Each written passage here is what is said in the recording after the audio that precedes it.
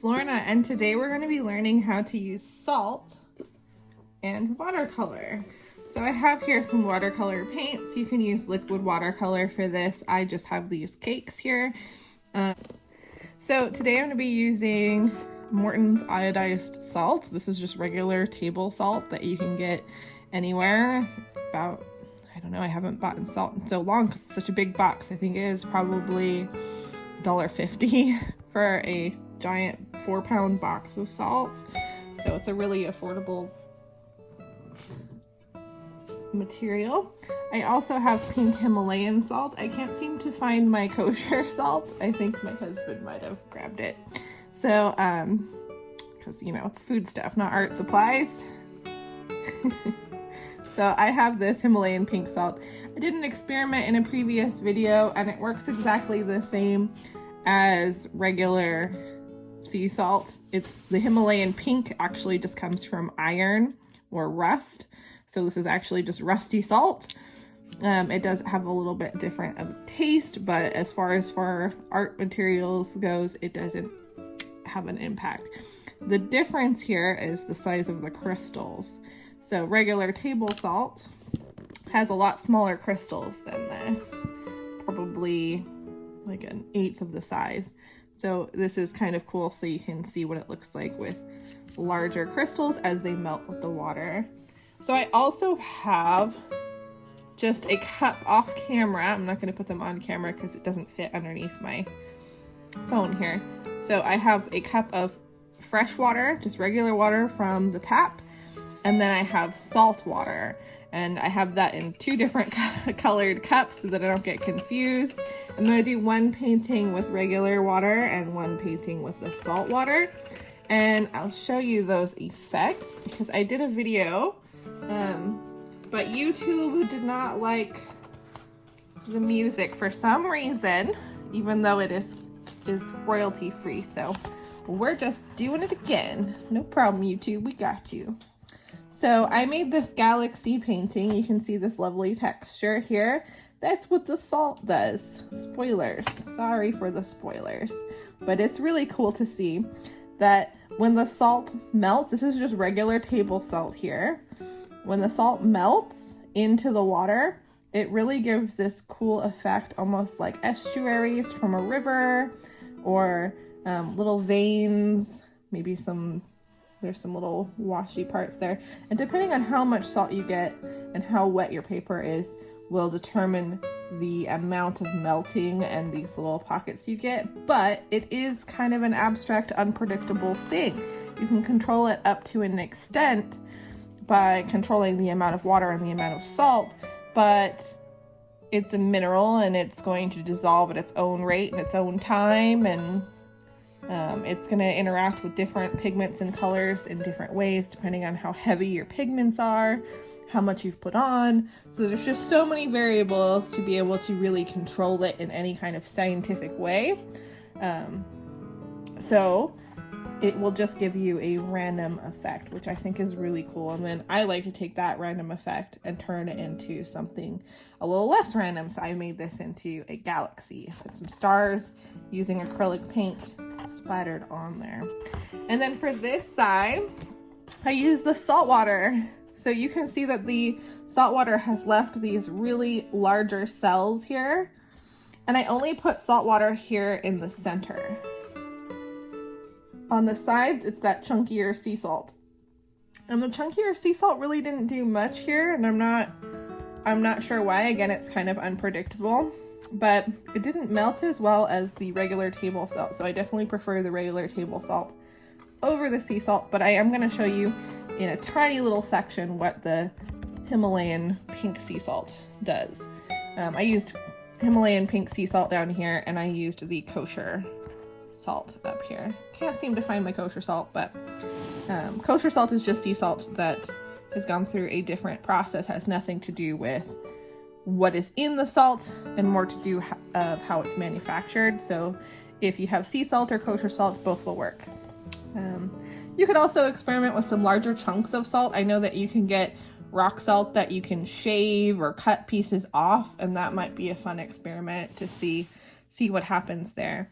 But basically, as the salt moves, it also moves the pigment with it, which is why you get these little rings of pigment. And then underneath it is where the water has spread. And the salt actually does absorb some of the water and pigment as well. So it leaves a little bit lighter spots. So I just think it's a really fun effect. I'm just going to do something abstract today, but here are some things that you can do with your paintings afterwards. You could do an ocean scene, do some sand and some little waves. And the sand, you could put like a lot of sea salt in or less sea salt in, depending on what texture you want your sand to be. And then for the waves, you can just do a lot of salt, so you get these lots of little marks. So maybe less salt for the sand, more salt for the waves. For the galaxy, I just like sprinkling it on kind of randomly, and that's because I want all these light and dark areas, almost like stars and nebulas are coming through there. So I have my paper taped down. Whenever I'm doing watercolor, I like to tape down my paper just so that it's not warping or getting away from me. The other one that I did is a little bit warped, but that's because of how I had it kind of sticking on my wall so that I could show my students. So I have my regular water, and I'm just going to use that first. I also have some paper towel next to me so that I can wipe off and dry off my brush in between. So I'm making sure I use my regular water here, and I'm just going to work wet. So when I'm working with salt, I like to work wet. I like to wet my paper, and then I like to lay down my pigment, and then I'm going to add more salt. And that's because if you have dry watercolor and you put the dry salt on, it's not going to do its salt magic. The whole reason why it works is because the salt is dissolving from the water that you have on there. So the more water you have, the further the salt will be able to dissolve. If you have a little bit of water on there, what will happen is the water will absorb into the salt, and it will leave a tiny little mark, but it won't be as dramatic. So not that that's wrong or anything like that. It's just depending on preference and what type of result you're looking for. Okay, so I don't have my tape down very well because this is masking tape and not artist tape, and it will probably still rip up my my paper underneath, but it's what I'm working with. I am out of my blue painter's tape, so I'm using this masking tape. You can take your masking tape and put it on some fabric over and over, and it'll make it a little less sticky. So that's a little tip you can use. So you know, I think I'm actually going to do that beach scene that we were talking about. So I'm going to take this sandy color here. It's like a yellow ochre. I'm going to activate with just a little bit of water, rubbing back and forth. And then I'm just going to do a little sandy shore.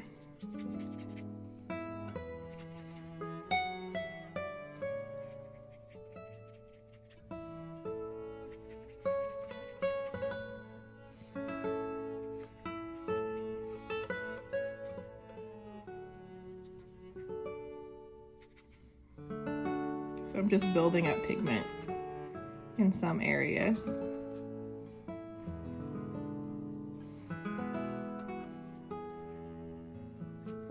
And then while that's wet, make sure I put that in my fresh water. I'm just gonna take a little bit of salt.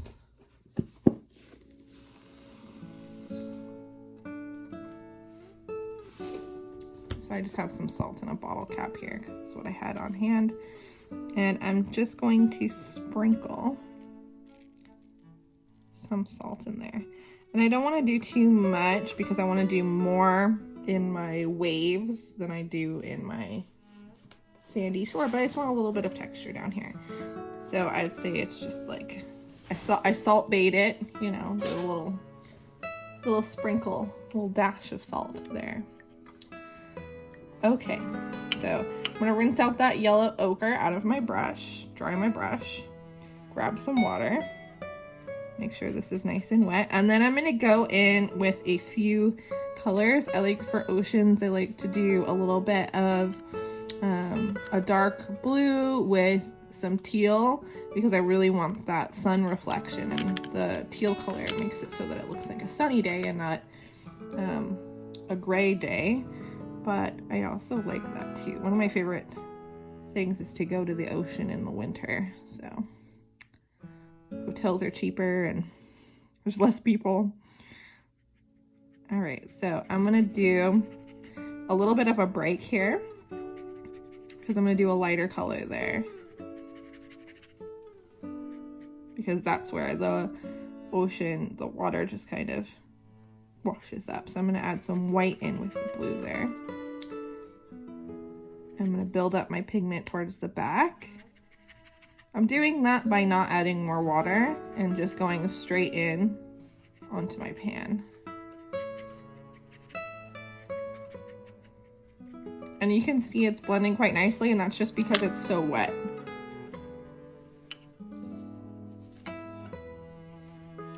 If you're using something other than watercolor paper, I'm using watercolor paper today. If you're using something other than watercolor paper, like a mixed media paper or just some cardstock, you definitely want to be cautious with the amount of water that you're adding so that you don't tear up the paper with your brushing.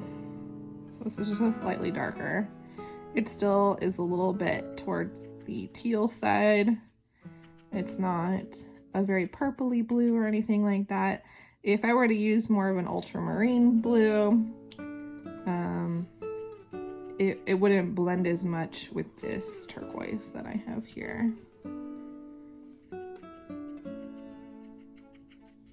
I would say this is a very teal blue.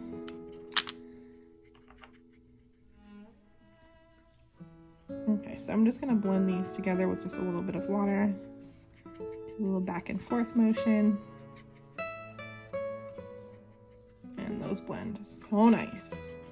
Okay, and so now I'm just gonna go in with some white. With white, you always wanna make sure that your white pan is clean at the end. I just clean mine off with a little bit of water because it tends to always get either yellow or blue in it from when I'm working. I think I'm gonna add a little bit of brown down there as well. After you've added the salt, you're welcome to keep moving it around if you want. If you have salt in areas you don't want, you can kind of push it gently with your brush. So I'm just going to pick up a little bit of this blue, wet white,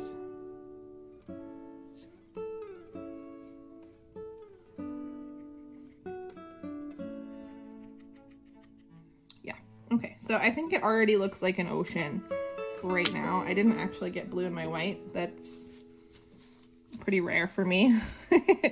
I tend to work a little bit messy, a little bit into my process, so it's hard to do these videos sometimes and make it look neat and tidy because I tend to just paint from my brain and don't use a reference very often. So I just kind of go with the flow, and sometimes I have to stop and think about what I'm doing when I'm doing these tutorials, so definitely adds for a different outcome. So I'm just gonna add a little bit of this brown in here. And the salt will still work with this brown. So if you find that your salt is not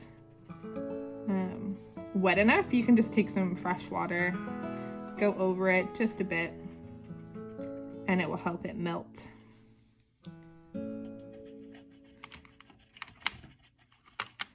Okay, so now, just gonna go in with just a little bit of water down here because it's a little bit dark for me. I'm gonna go in with my salt. So down here, I'm gonna go in with, oh, maybe up here, I'll do up here. I'm gonna go in with my Himalayan sea salt. I'm just gonna grind that right on there. So that's in the dark area. Just wanted to show you the difference. There's not much of a difference. I tend to usually just use regular table salt. I'm gonna go heavy in with the salt up here because I really want some white peeking through. And you can see that it's just slightly larger crystals up here than down here.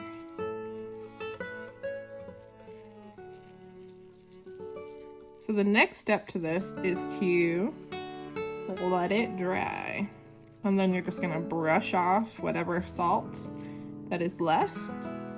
You can decide to add more paint after that and add more salt after that, and back and forth and back and forth. You can really layer it and blend it and do a whole lot of fun things with this.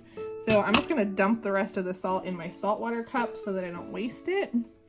And then I'm gonna show you what it looks like with salt water. So I have it salty like the ocean, almost like you're making pasta. I have probably 3 tablespoons of salt to 1 8-ounce cup of water. And I'm just gonna go over my entire piece with that salt water. And it's well mixed. It's well mixed. This might be a fun project to do if you actually go to the ocean and paint with seawater. Haven't tried it, but you could totally bring your palette and some paper to the ocean with you and do a little landscape, maybe even paint what you see with your seawater. That could be a really fun thing to do. I miss the ocean very much right now, so I am excited to go when they open. It's actually orca season right now, and I really want to get on a boat and go see an orca. I really like to whale watch. It's a fun thing to do. Okay, so for this one, what colors to use?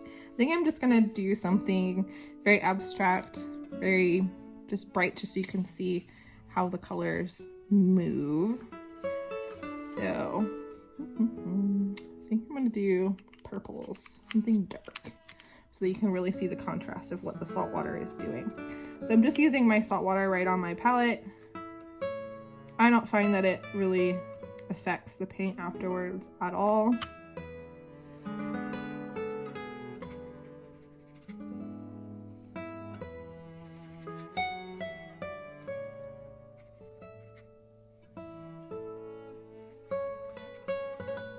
And I'm just gonna build up in some areas.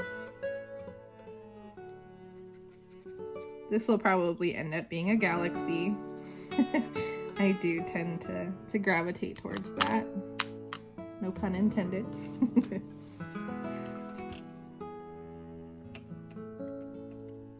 This pink out of here.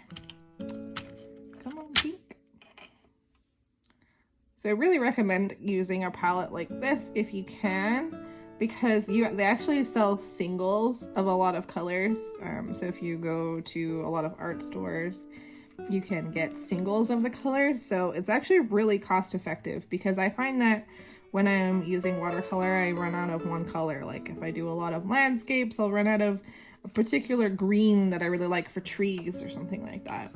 And though you can mix watercolors and make custom colors, it really just makes it a lot easier when you can spend, 50 cents to $1 and replace your color instead of buying a, sometimes $100 palette, sometimes even $10, and that's,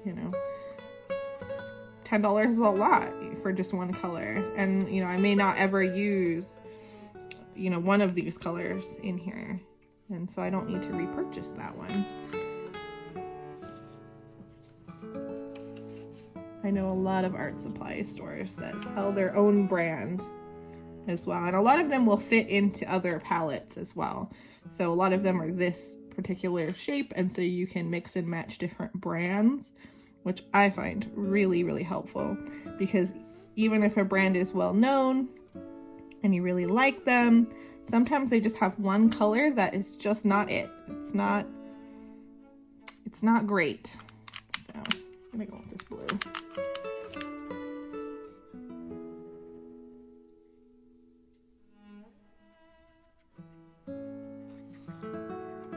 This is kind of like a unicorn galaxy here.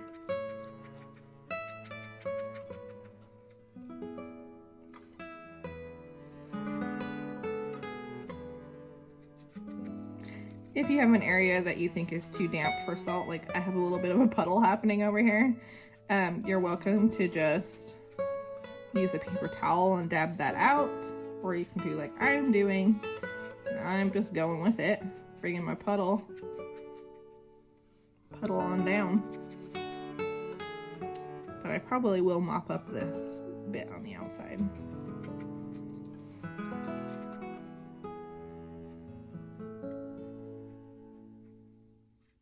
This could almost be a geode. That could be really cool to do too. And then go in with some like gold glitters or something, or iridescent glitter. That would be really fun. So I actually need a light blue, so I'm actually gonna pop open this guy. That is not as light as I wanted it to be. Just gonna thin that out. And you can see that there's not a whole lot of difference happening right now, but as it dries, you're gonna see a huge change in the watercolor. And it's gonna take a few hours for this to really dry out to where it is dry enough for you to flake off the salt. You really want to make sure that the salt is dry and the watercolor is dry before you take that off. You can use a blow dryer at a certain point. If you use a blow dryer while it's wet like this, you're just going to blow your pigment around, which is not recommended. But if you wait a bit, you'll definitely be able to get a blow dryer to this without spreading your paint around too much. I feel like this is really washed out in here, so I'm gonna fix that. Build up my pink again.